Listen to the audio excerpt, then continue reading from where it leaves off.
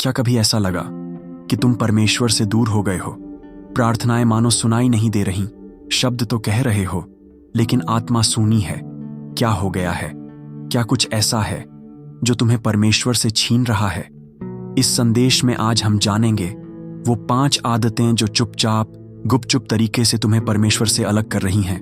और अंत में हम एक ऐसी प्रार्थना करेंगे जो तुम्हें वापस परमेश्वर के हृदय से जोड़ देगी। तैयार हो जाओ। यह सिर्फ एक संदेश नहीं, यह एक आत्मिक युद्ध है। 1. घमंड। मैं सब जानता हूं। घमंड यही पहला पतन था जो स्वर्ग में हुआ। शैतान जब लूसीफर था तो उसे अपनी सुंदरता पर गर्व हुआ और वही गर्व उसे परमेश्वर से अलग कर गया। बाइबल कहती है घमंड के बाद विनाश आता है। नीति वचन 16:18।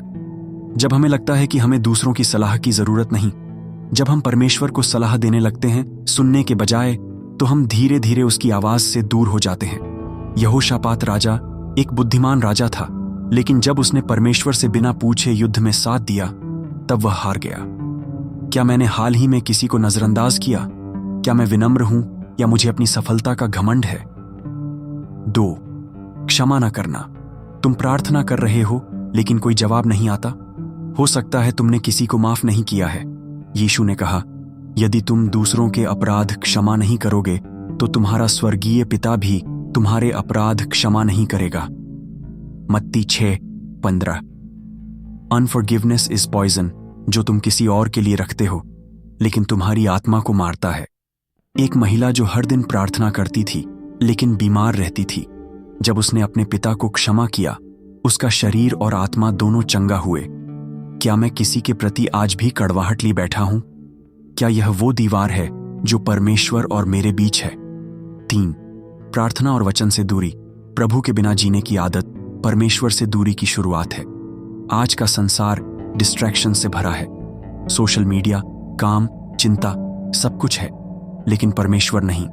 बाइबल कहती है, मेरे वचन को अपने हृदय में रख ताकि तू पाप न करे।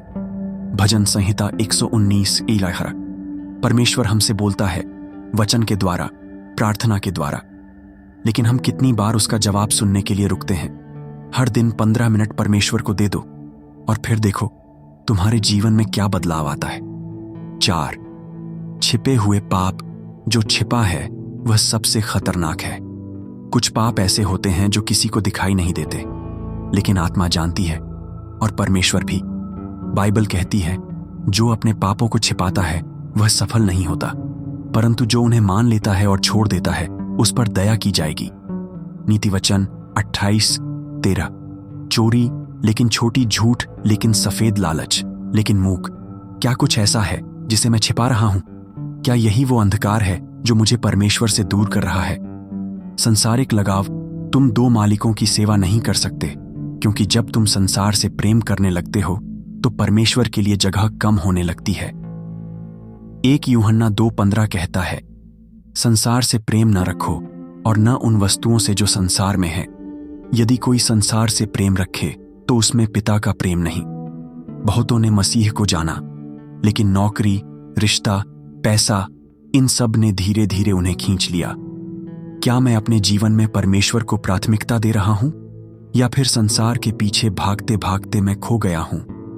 यदि आज तुम्हें लग रहा है कि तुम परमेश्वर से बहुत दूर चले गए हो, तो सुनो, उसने कभी तुम्हें छोड़ा नहीं। यीशु कहते हैं, जो मेरे पास आएगा मैं उसे कभी नहीं ठुकराऊंगा। यूहन्ना 6:26। हे पिता, मैं लौटना चाहता हूं। मैं अपनी घमंड, क्षमा न करने की भावना, आलसी आत्मा, छिपे पाप और सांसारिक लालच को तेरे चरणों में रखता हूं। मुझे फिर से नया बना दे। अगर यह संदेश तुम्हारे दिल को छू गया हो तो इसे किसी एक ऐसे व्यक्ति के साथ जरूर साझा करो जो आज परमेश्वर की तलाश में है। और इस चैनल को सब्सक्राइब करना मत भूलो, क्योंकि हर हफ्ते हम आत्मा के लिए एक नई ज्योति जलाएंगे।